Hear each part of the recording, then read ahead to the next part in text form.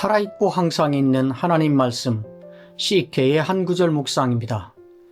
오늘 한 구절은 요한복음 13장 30절 말씀입니다. 유다가 그 조각을 받고 곧 나가니 밤이러라. 제 서재 책상 앞 벽면 메모판에는 제가 손글씨로 쓴 두 개의 문구가 붙어 있습니다.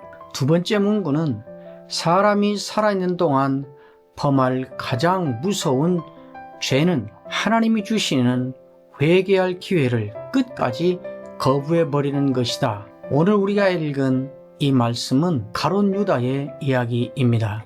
예수님이 붙잡히시기 직전에 제자들을 모아놓고 행한 최후의 만찬에서 한 장면입니다. 가룟 유다는 이미 사탄이 그 마음에 들어갔고 예수님을 팔 계획을 세우고 있는 그런 자리였습니다. 예수님께서는 그런 가룟 유다의 그 마음을 아시고 가룟 유다에게 그 회개할 기회를 계속 주고 있습니다. 처음에는 두리뭉실하게 간접적으로 말하면서 나중에는 가룟 유다 자신을 직접 가르쳐 말하기까지 최소한 5번을, 그리고 마지막에 간접적으로 가룟 유다만 알아듣도록 또 진술한 것까지 합하면 최소한 6번에 걸쳐서 계속해서 그 자리에서 가룟 유다에게 회개할 기회가 주어지고 있습니다. 첫 번째는 10절에 목욕한 자는 발밖에 씻을 필요가 없다. 그리고 온몸이 깨끗하니라 이렇게 말씀하시고, 너희가 깨끗하나 다는 아니니라. 가룟 유다 들으라고 한 말이었습니다. 그러나 가룟 유다는 들은 채를 하지 않았습니다. 한참 있다가 예수님께서 또 말씀을 하십니다. 그러나 내 떡을 먹는 자가 내게 발꿈치를 들었다. 수수께끼와 같은 말씀이지만 가룟 유다 본인은 알아들을 수 있는 말귀로 말씀을 하십니다. 그리고 이어서 예수님은 또 말씀하십니다. 내가 진실로 진실로 너희에게 이르노니 너희 중 하나가 나를 팔리라. 3번째 말이었습니다. 가룟 유다 들으라고 한 말이지요. 그러나 가룟 유다는 여전히 묵묵부답이고 마음이 움직이지 않고 버티고 있습니다. 4번째 다시 또 가룟 유다를 가리켜 말씀하십니다.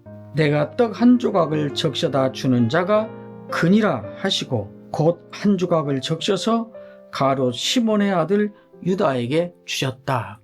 이제 화살이 직접 가룟 유다에게 누가 봐도 알 수 있도록 가리키고 있는 상황이 된 것입니다.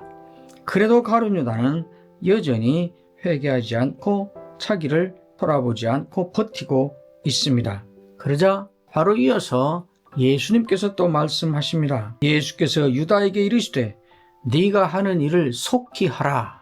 그리고 이어서 이 말씀을 무슨 뜻으로 하셨는지 앉은 자 중에 아는 자가 없었다. 이 말은 예수님께서 가룟 유다를 가리켜 이렇게 한 말씀이지만 다른 사람들은 이게 무슨 뜻인지 아무도 몰랐다. 사실 진술이라기보다는 다른 사람은 아무도 몰라도 가룟 유다는 이게 무슨 말인지 알고 있었다라는 가룟 유다에 대한 고발이기도 합니다.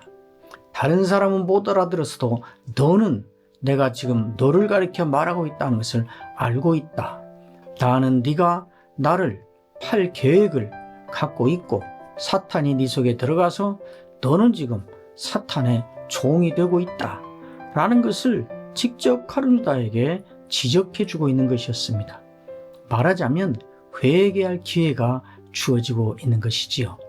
그러나 예수님의 이러한 시도에 가룟 유다가 나타낸 마지막 반응은 무엇인가? 그것이 오늘 우리가 읽은 30절 말씀입니다. 유다가 그 조각을 받고 곧 나가니 밤이더라.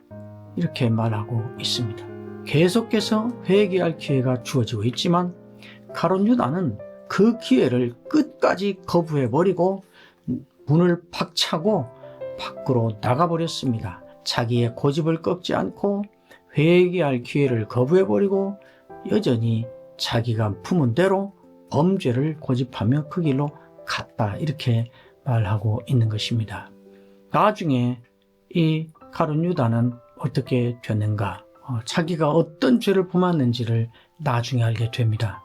돈을 갖고 가서 물려달라고 하지만 거절당합니다. 그때도 가룟 유다는 회개할 수 있었습니다. 그러나 회개를 하는 대신 자기가 범한 죄값을 자기가 치르고 스스로 죄를 해결하려는 대로 갑니다. 그것이 자살이었습니다. 가룟 유다의 일생은 그렇게 끝나버리고 말았습니다. 계속해서 주어지고 있는 회개의 기회를 끝까지 거부해버리고만, 그래서 가장 큰 죄를 끝까지 붙잡고 인생을 마감해버리고만 비참한 대표적인 경우인 것입니다. 이런 사람이 이곳저곳에 있습니다. 아합과 이세벨에게도 계속해서 회개할 기회가 주어지고 있었습니다. 갈멜산에서 불이 내렸을 때, 그래서 하나님이 참 하나님인 것을 내기에서 증명했을 때 그들은 회개할 수 있었습니다. 그 산에서 엘리야가 예언한 대로 비가 쏟아졌을 때 그때도 회개할 기회가 주어지고 있었습니다. 그러나 이 사람들은 끝까지 회개할 기회를 거부하고 자기 길로 가다가 비참한 모습으로 죽고 말았습니다. 아나니아 삽비라에게도 베드로가 이게 네가 판 값 전부냐라고 물었을 때 사실은 회개할 기회가 주어지고 있는 것이었습니다. 그러나 회개하지 않고 거짓을 끝까지 고집하다가 3시간을 간격으로 부부가 즉사해서 죽고 말았습니다. 베드로는 예수님을 3번씩이나 부인했지만 다구는 소리가 들리고 예수님 말씀이 생각나고 그러자 일어나 밖에 나가 통곡하며 회개했다 그럽니다. 다윗은 우리아의 아내를 취하는 큰 죄를 지었지만 나단이 찾아와서 당신이 그 사람이라 말하자 그 자리에 엎드려 내가 범죄하였나이다 그렇게 회개하였습니다. 사람은 누구나 죄를 지을 수 있습니다. 지을 수밖에 없습니다. 죄를 안 지으려고 몸부림치고 안 지켰다고 각오하고 하는 것은 매우 귀한 일이고 중요한 일입니다. 그러나 그건 100% 실현 불가능한 각오이고 결심입니다. 사람은 본성이 죄인이어서 원치 않는 죄를 범하게 되어 있습니다. 그러니까 가장 죄를 안 지으려고 애쓰는 것보다 실질적으로 더 중요한 것은 무엇인가? 어떤 방식으로든지 회개할 기회가 주어졌을 때 그 기회를 거부하지 않고 즉각적으로 회개하는 것이 더 중요한 것입니다.